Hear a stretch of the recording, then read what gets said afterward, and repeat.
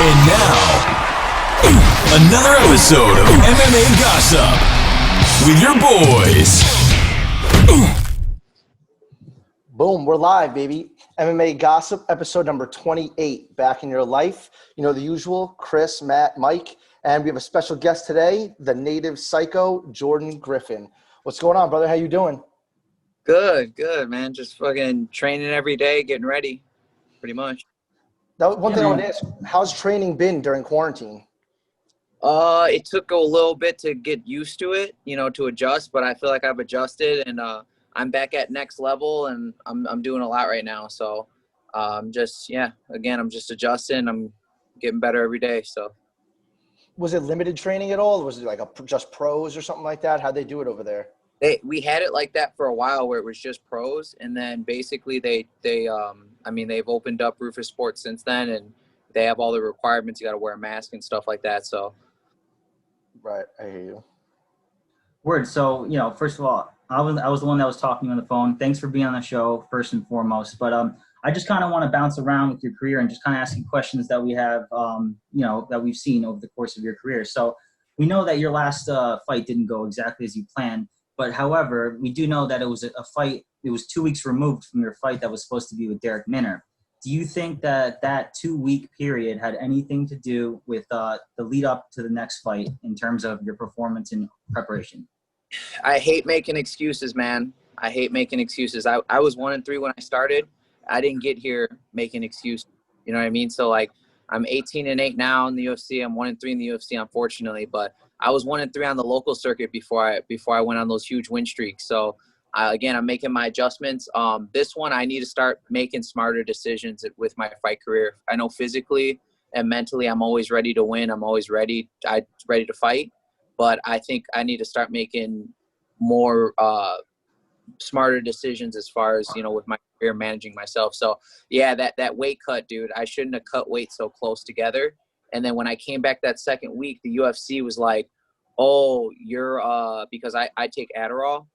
And so they were like, oh, your TUE exemption expired. So I had to go without taking my medication, which I don't know if any of you guys are familiar with that, but it's literally like going through withdrawals. Like I feel like the life gets sucked out of me. You know what I mean? So on top of cutting weight, I wasn't on my medication and it just sucked. But I pushed through it, and went to decision, and it just didn't go my way. And, we heard that you ballooned up about 23 or so pounds after that first weight cut, and then having to do it again 2 weeks later, plus whatever traveling going on. I wouldn't even consider that excuses, but I can see where you're coming from. Yeah, I just got to be more professional.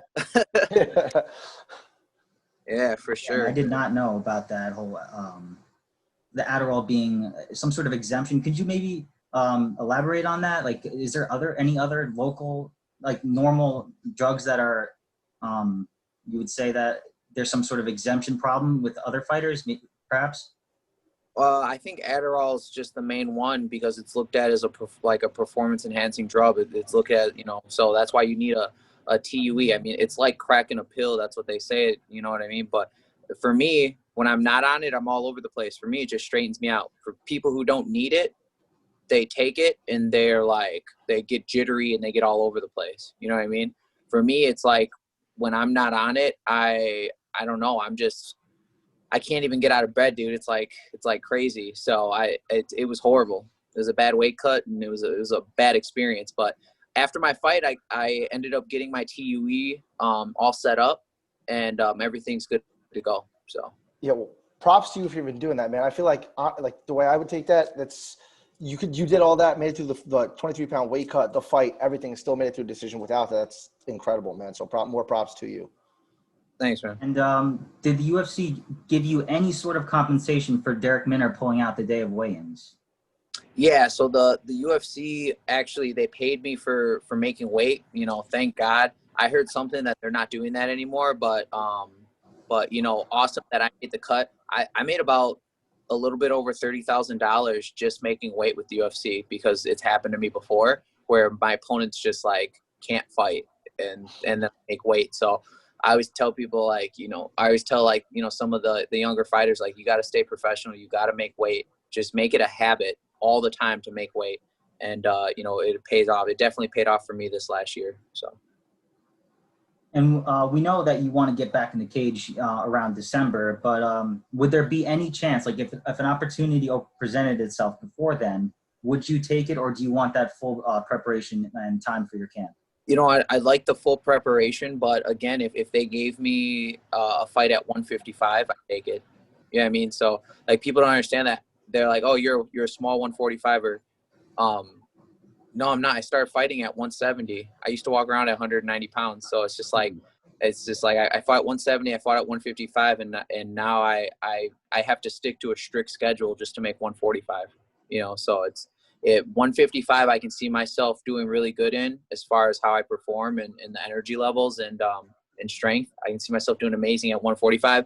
I'd still like to make a run at 155. I mean, I can see myself doing really good. But I'd like to make a run at 145, and I think, even Dan Ige, like I look at Dan Ige, I felt like I should have won the Chaz Skelly fight, dude. That fucking kills me. So it's just like, but, you look at guys like Dan Ige, and Dan Ige is doing great, you know what I mean? And I went all 3 with him, but I don't want to pat myself on the back for just going 3 rounds with these dudes. Like, I need to be finishing these dudes, and that's what I've tried to do. I just haven't been successful, so. Would you say you feel your best at 145 right now? No, I don't know. Like, I think it's just really been a mentality thing, for me personally.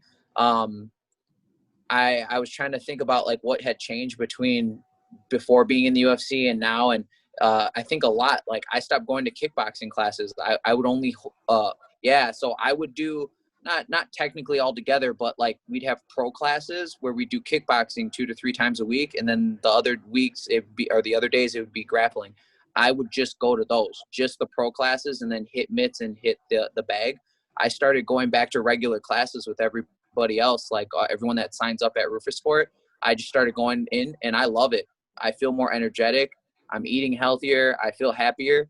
And I think it's just my mentality. I think I got signed, and it's not that I got lazy, or it's not that I like thought I wasn't like, or I was too good to be in those other classes. It was, I just got like, holy shit. Like I was trying to adjust to all the new shit that was going on in my life. So now I'm there though, and I'm good. So I feel like I'm going to be good back on track in November, December. And my mentality is definitely, my head's in the right spot. That's awesome. One thing I wanted to ask you, so like you said, with all the people being at Roufusport, like kind of going on in the whole MMA world right now is that, like a week or so ago was UFC versus Bellator. So I know you train with the likes, guys like Sergio Pettis and Emmanuel Sanchez and those guys. How do you see UFC versus Bellator going? Would you be down for something like that? Oh, that'd be awesome. That would be awesome. I think that'd be great. I always said I like the way Risen and Bellator do their like cross promotion thing. I think that's amazing. So why not? Right now I feel like it's the time when all the promotions can really play around with stuff to get more eyes on them. You know what I mean? So the UFC is the biggest stage. Bellator is one of the biggest, bigger stages. Why not cross promote and start some shit? I hear you, bro. You could get Conor McGregor in a ring with Floyd Mayweather, and you can definitely cross promote Bellator and UFC. Oh yeah, or that fucking Mike Tyson and what's his name, Ray Jones? Yeah, Roy Jones Jr. Yeah, right. Man. Yeah. So it's just like, man. So Dan is always clamoring about how the UFC is the best promotion. Like, do it. Let's see it. Let's see what happens, man. I'm all for it. We talked about it on the show before. There's a lot of great fights and a lot of different weight classes that we would love to see. It'd be awesome. Yeah, it would be. It'd be cool to see that 55 match with Khabib and what's his name? Pitbull. Yeah, and Pitbull. That'd be interesting. Yeah. So I'd be remiss if I didn't ask you about your training partner, Jared Gordon, and his outstanding post that he made recently. How did that impact you about what he said about, being molested as a child? You know what? I had just seen, just read a little. I didn't read, is it like a full post, or I had heard about it. I didn't really read it. Man, I think he's a strong dude. He's a good dude, and he's a strong dude. And I think it takes a lot of courage to fucking post shit like that. A lot of people would never post anything like that, but I think he's been through a lot. And for as much as he's been through and to be where he's at, I think that really shows, well, one, how much courage he has and how brave he is and how resilient he is, but also it shows the support group he has around him, like his family, his fiance. Did they get married yet? I don't even know. Not I think sure. yeah, I think his fiance, like, you know, he's known her since like, you know, what I think it was like 4th grade or something like that. He's known her for a while. So it's just like, it just shows his support group. And I think that's awesome, dude. That guy's, he's definitely, I look up to him, and I like his attitude and his mentality. And he's always great to train with too. He always kicks my ass. So. He's a beast, dude. One other thing I wanted to ask you, I see your jacket with the Reebok. I know I saw one of your Instagram posts. You were pumped about the switch to Venom. Yeah. You think you'll be happier with Venom? I mean, it's, if they pay us more, that'd be great. You know what I mean? Like more money is always great. Because Venom's owned by Nike now. That's what I heard. So if Venom's owned by Nike, and then hopefully we're getting paid some Nike money. I hope so for you guys, man. I got my fingers crossed for you. Hell yeah.